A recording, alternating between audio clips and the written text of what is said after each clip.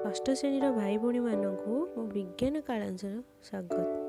पिलामाने ये चित्रटी को लक्ष्य कल ए कौन देखुच ना गोटे डब्बार ऊपर अंशटी खोला अच्छी और तार मझिरे गोटे दंड अच्छी। डब्बा भितर किछि पिन मध्य रही। कहला देखी यही डब्बा को ओलटाई धीरे धीरे झाड़ीबा को चेष्टा कले से पिन गुड़िक तले खसी पड़िबो कि नहीं। कहीं ना सेही दंडरे पिन गुड़िक लगी रही और से दंडरू से पिन गुड़िक तल को खसु नहीं। कहीं एपरी है ना से दंडटी होची गोटे चुंबक दंड। यही दंडटी लुहा पिन गुड़ी को निज आड़ को आकर्षित करी से गुड़ी को धरी रखी। तेणु से पिन गुड़िक आउ तल को खसु नहीं। ताहले आज आम चुंबक संबंध रे जानिबा। प्रथमे चुंबक कौन? जहाँ लुहा को आकर्षण करे ताहाको चुंबक कहुए। यह तो आम समस्ते जानछंती, किंतु यही चुंबकर आविष्कार किपरि होइथिला जानिछ पिलामाने? ताहले आस एक सुंदर गपटिए सुनिबा। बहुशह वर्ष तले ग्रीस देश रे एशिया माइनर नामक गोटे अंचल थिला। सेठारे माग्नेस नामक जड़े मेषपालक बास करुथिले। से थरे गोटे पहाड़े मेंढा चराउथांती। तांको हाथरे थाए गोटे लुहा गोबवाला बाड़ी। हठात खंडे पत्थर से बाड़ीटी को धरिबा टाणी धरिबा से अनुभव कले हैला। सेही समय रे से आश्चर्य होई गले। यही कथा जाई से गाँव रे रहुथबा लोक माननकु कहिले। सेही गाँव लोक माने तांका सहित आसी से पत्थरटी कौन अनुध्यान करबाकू लागिले। से देखिले जे सेही पत्थरर लुहा को आकर्षण करबा गुण रहिछि। मेषपालकक नाम अनुसार से प्रकार पत्थर को मैग्नेट बोली कुआ गला। मैग्नेटर ओडिया अनुवाद कौन जानछ पिला माने? मैग्नेटर ओडिया अनुवाद होची चुंबक। चुंबकर यही गुण को चुंबकत्व गुण कुहा जाए। पिला माने जानिछ चुंबक मुख्यतः दुईटी रूप में मिली थाए। कौन कौन ना गोटे होची प्राकृतिक चुंबक आ गोटे होची कृत्रिम चुंबक। प्राकृतिक चुंबक कौन ना चुंबकत्व देखाउथिबा पत्थर होची प्राकृतिक चुंबक। यही चुंबकर निर्दिष्ट आकृति न थाए। प्राकृतिक चुंबक मैग्नेटाइट नामक लुहा पत्थर रही थाए। यही प्राकृतिक चुंबकर अन्य नाम होची लोडस्टोन। यह प्राकृतिक चुंबकर आकर्षण और विकर्षण गुण खूब क्षीण होता है। से भली कृत्रिम चुंबक कौन ना जो चुंबक चुंबकीय वस्तु द्वारा गठित होता है ताहाको कृत्रिम चुंबक कहा जाए। यही कृत्रिम चुंबकर निर्दिष्ट आकृति रही थाए। यही कृत्रिम चुंबक विभिन्न आकार प्रकारर तैयारी करा जाय थाए। सेही भली केतेक कृत्रिम चुंबकर नाम हेउछि दंड चुंबक, अश्वक्षुराकृति चुंबक बा ताको आमे यू आकृतिर चुंबक मध्य कहि परिबा। आ गोटे होछि बल प्रांतीय चुंबक, सूची चुंबक और कंपास चुंबक। यही सबू विभिन्न आकार आकृतिर चुंबक रही थाए। एगुड़ी को कृत्रिम चुंबक कहा जाए। यही कृत्रिम चुंबकर आकर्षण और विकर्षण गुण अपेक्षाकृत बेसी।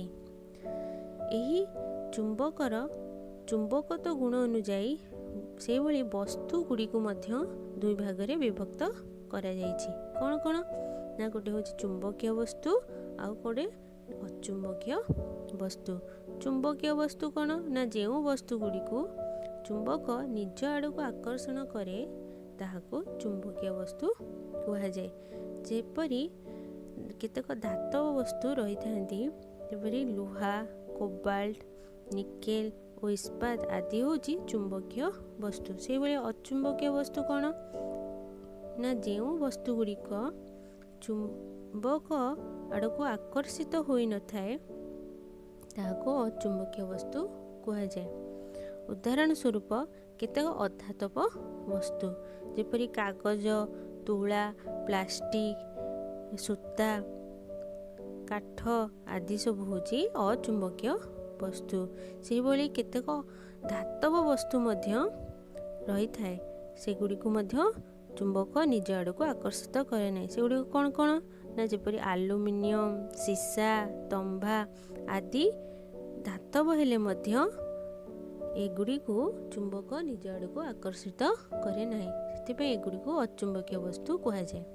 ସେହିଭଳି ଆଳ୍ଲିକ ଚୁମ୍ବକ କ'ଣ? ଆଳ୍ଲିକ ଚୁମ୍ବକ କ'ଣ ନା ଚୁମ୍ବକୀୟ ବସ୍ତୁ ଯଥା ନିକେଲ, କୋବାଲ୍ଟ ଆଦିରେ ଆଲୁମିନିୟମ ଧାତୁ ମିଶାଇ ହାଲୁକା ଓ ଶକ୍ତ ଚୁମ୍ବକ ତିଆରି କରାଯାଏ, ତାହାକୁ ଆଳ୍ଲିକ ଚୁମ୍ବକ କୁହାଯାଏ। ଏବେ ଆମେ ଚୁମ୍ବକର ମେରୁ ସମ୍ବନ୍ଧରେ ଜାଣିବା। କାଗଜ ଉପରେ କିଛି ଲୁହା ଗୁଣ୍ଡ ରଖି ଗୋଟିଏ ଦଣ୍ଡ ଚୁମ୍ବକକୁ ସେଥିରେ ଗଡ଼ାଇବା। ଦେଖିବା ଯେ ସେହି ଦଣ୍ଡ ଚୁମ୍ବକର ମଝି ଅଂଶ ଅପେକ୍ଷା ତାହାର ଦୁଇ ପ୍ରାନ୍ତରେ ଅଧିକ ଲୁହା ଗୁଣ୍ଡ ଲାଗି ରହୁଛି, ଅର୍ଥାତ୍ ବେଶୀ ଚୁମ୍ବକୀୟ ଗୁଣ ଦେଖାଉଥିବା ଚୁମ୍ବକର ଦୁଇ ପ୍ରାନ୍ତକୁ ମେରୁ କୁହାଯାଏ। ଏଥିରୁ ଆମେ ଜାଣିଲେ ଯେ ଚୁମ୍ବକର ମୁଖ୍ୟତଃ ଦୁଇଟି ମେରୁ ରହିଛି, ଯାହାର ଆକର୍ଷଣ ଗୁଣ ଚୁମ୍ବକର ଅନ୍ୟ ଅଂଶର ଆକର୍ଷଣ ଗୁଣ ଠାରୁ ଅଧିକ। ଏବେ ଆମେ ଚୁମ୍ବକ ଦ୍ୱାରା କିପରି ଦିଗ ନିର୍ଣ୍ଣୟ ହୁଏ ତାହା ଜାଣିବା। ଆମେ ଜାଣିଛନ୍ତି ଆମର ମୁଖ୍ୟତଃ ଚାରୋଟି ଦିଗ ରହିଛି, ପୂର୍ବ, ପଶ୍ଚିମ, ଉତ୍ତର, ଦକ୍ଷିଣ। କିନ୍ତୁ ଚୁମ୍ବକ ଦ୍ୱାରା କେଉଁ ଦିଗ ଗୁଡ଼ିକ ନିର୍ଣ୍ଣୟ ହୋଇଥାଏ ତାହା ଏହି ସରଳ ପରୀକ୍ଷଣ ମାଧ୍ୟମରେ ଜାଣିବା। ପ୍ରଥମେ ଗୋଟିଏ ଦଣ୍ଡ ଚୁମ୍ବକ ନେଇ ତାର ଗୋଟିଏ ପ୍ରାନ୍ତକୁ ଚଖଡ଼ି ଦ୍ୱାରା ଚିହ୍ନିତ କରିବା। ଖଣ୍ଡେ ଲମ୍ବା କାଠ ବାଡ଼ି ନେଇ ତାର ଗୋଟିଏ ମୁଣ୍ଡରୁ ସୂତା ସାହାଯ୍ୟରେ ଦଣ୍ଡ ଚୁମ୍ବକକୁ ମଝିରେ ଝୁଲାଇ ଦେବା, ଯେପରିକି ଚୁମ୍ବକଟି ଭୂ ସମାନ୍ତର ଭାବେ ରହିବ ଓ ସୂତା ଚାରିପଟେ ସହଜରେ ଘୂରି ପାରିବ। ସେହିଭଳି ଟେବୁଲ ଉପରେ ଇଟା ଖଣ୍ଡେ ରଖି ଦଣ୍ଡ ଚୁମ୍ବକଟିକୁ ସୂତା ଦ୍ୱାରା ଝୁଲାଇ ଦେବା, ଯେପରି ଚୁମ୍ବକଟି ଭୂ ସମାନ୍ତର ଭାବେ ଝୁଲିବ। ଦଣ୍ଡ ଚୁମ୍ବକଟି କିଛି ସମୟ ଦୋହଲିବା ପରେ ଚୁମ୍ବକର ଗୋଟିଏ ନିର୍ଦ୍ଦିଷ୍ଟ ମେରୁ ସବୁବେଳେ ଉତ୍ତର ଆଡ଼କୁ ଓ ଅନ୍ୟ ମେରୁଟି ସବୁବେଳେ ଦକ୍ଷିଣ ଆଡ଼କୁ ରହିବ। ଦଣ୍ଡ ଚୁମ୍ବକର ଯେଉଁ ନିର୍ଦ୍ଦିଷ୍ଟ ମେରୁଟି ଉତ୍ତର ଦିଗ ଆଡ଼କୁ ରହେ ତାକୁ ଉତ୍ତର ସନ୍ଧାନୀ ମେରୁ ବା ଉତ୍ତର ମେରୁ କହନ୍ତି। ସେହିଭଳି ଯେଉଁ ନିର୍ଦ୍ଦିଷ୍ଟ ମେରୁଟି ଦକ୍ଷିଣ ଦିଗକୁ ରହେ ତାହାକୁ ଦକ୍ଷିଣ ସନ୍ଧାନୀ ମେରୁ ବା ଦକ୍ଷିଣ ମେରୁ କହନ୍ତି। ଏଥିରୁ ଆମେ ଜାଣିଲେ ଚୁମ୍ବକର ମୁଖ୍ୟତଃ ଦୁଇଟି ମେରୁ ରହିଛି, ଗୋଟିଏ ହେଉଛି ଉତ୍ତର ମେରୁ ଆଉ ଗୋଟିଏ ଦକ୍ଷିଣ ମେରୁ। ସେଥିପାଇଁ ଚୁମ୍ବକର ଦେଶାତ୍ମକ ଧର୍ମ ଯୋଗୁଁ ତାକୁ ମୁକ୍ତ ଭାବେ ଝୁଲାଇ ରଖିଲେ ଉତ୍ତର ଦକ୍ଷିଣ ଦିଗ ନିର୍ଣ୍ଣୟ କରିବାରେ ସାହାଯ୍ୟ କରେ। ତେଣୁ ସୂଚୀ ଚୁମ୍ବକ ସାହାଯ୍ୟରେ ନିର୍ମିତ ଦିଗ ନିର୍ଣ୍ଣୟକାରୀ କମ୍ପାସ ଜାହାଜରେ ଯାତାୟାତରେ ବହୁଳ ଭାବେ ବ୍ୟବହୃତ ହୋଇଥାଏ। ଏବେ ଆମେ ଚୁମ୍ବକୀୟ ମେରୁମାନଙ୍କ ମଧ୍ୟରେ ଥିବା ଆକର୍ଷଣ ଓ ବିକର୍ଷଣ ଗୁଣ ସମ୍ବନ୍ଧରେ ଜାଣିବା। ଏଥିନିମନ୍ତେ ଦୁଇଟି ଦଣ୍ଡ ଚୁମ୍ବକ ନେବା ଓ ଚଖଡ଼ିରେ ଏହାର ଉତ୍ତର ମେରୁ ପଟରେ N ଓ ଦକ୍ଷିଣ ମେରୁ ପଟରେ S ଲେଖିବା। ଏହାପରେ ଗୋଟିଏ ଦଣ୍ଡ ଚୁମ୍ବକକୁ ସୂତାରେ ଝୁଲାଇ ରଖିବା ଓ ଦ୍ୱିତୀୟ ଦଣ୍ଡ ଚୁମ୍ବକର ଉତ୍ତର ମେରୁକୁ ଏହି ଝୁଲନ୍ତା ଦଣ୍ଡ ଚୁମ୍ବକର ଦକ୍ଷିଣ ମେରୁ ନିକଟକୁ ଆଣିବା। ଦେଖିବା ଯେ ଦକ୍ଷିଣ ମେରୁ ଉତ୍ତର ମେରୁ ଆଡ଼କୁ ଟାଣି ହୋଇ ଆସୁଛି। ସେହିପରି ଦ୍ୱିତୀୟ ଦଣ୍ଡ ଚୁମ୍ବକର ଦକ୍ଷିଣ ମେରୁକୁ ଝୁଲନ୍ତା ଦଣ୍ଡ ଚୁମ୍ବକର ଉତ୍ତର ମେରୁ ନିକଟକୁ ଆଣିବା। ଦେଖିବା ଯେ ଉତ୍ତର ମେରୁ ଦକ୍ଷିଣ ମେରୁ ଆଡ଼କୁ ଟାଣି ହୋଇ ଆସୁଛି। ଏଥିରୁ ଆମେ ଜାଣିଲେ ଯେ ଦୁଇଟି ଚୁମ୍ବକର ବିଷମ ମେରୁ ପରସ୍ପରକୁ ଆକର୍ଷଣ କରନ୍ତି। ବର୍ତ୍ତମାନ ଦ୍ୱିତୀୟ ଦଣ୍ଡ ଚୁମ୍ବକର ଉତ୍ତର ମେରୁକୁ ଝୁଲନ୍ତା ଦଣ୍ଡ ଚୁମ୍ବକର ଉତ୍ତର ମେରୁ ନିକଟକୁ ଆଣିବା। ଦେଖିବା ଯେ ଝୁଲନ୍ତା ଦଣ୍ଡ ଚୁମ୍ବକର ଉତ୍ତର ମେରୁ ଦ୍ୱିତୀୟ ଦଣ୍ଡ ଚୁମ୍ବକର ଉତ୍ତର ମେରୁ ଆଡ଼କୁ ଟାଣି ହୋଇ ଆସୁନାହିଁ ଓ ଏହା ଦୂରକୁ ଘୁଞ୍ଚି ଯାଉଛି। ସେହିପରି ଦ୍ୱିତୀୟ ଦଣ୍ଡ ଚୁମ୍ବକର ଦକ୍ଷିଣ ମେରୁକୁ ଝୁଲନ୍ତା ଦଣ୍ଡ ଚୁମ୍ବକର ଦକ୍ଷିଣ ମେରୁ ନିକଟକୁ ଆଣିବା। ଦେଖିବା ଯେ ଦକ୍ଷିଣ ମେରୁ ଆଡ଼କୁ ଟାଣି ନ ହୋଇ ଦୂରେଇ ଯାଉଛି ଏଥିରୁ ଆମେ ଜାଣିଲେ ଯେ ଦୁଇଟି ଦଣ୍ଡ ଚୁମ୍ବକର ସମମେରୁ ପରସ୍ପରକୁ ବିକର୍ଷଣ କରନ୍ତି। ଏବେ ଆମେ ଚୁମ୍ବକର ବ୍ୟବହାର ସମ୍ବନ୍ଧରେ ଜାଣିବା। ଦିଗ ନିରୂପଣ ପାଇଁ କମ୍ପାସ ଚୁମ୍ବକ ବ୍ୟବହାର କରାଯାଏ। ସେହିଭଳି ଚୁମ୍ବକୀୟ ପଦାର୍ଥରେ ଅଚୁମ୍ବକୀୟ ପଦାର୍ଥ ମିଶିଥିଲେ ଚୁମ୍ବକ ଦ୍ୱାରା ଏହାକୁ ପୃଥକ କରାଯାଇଥାଏ।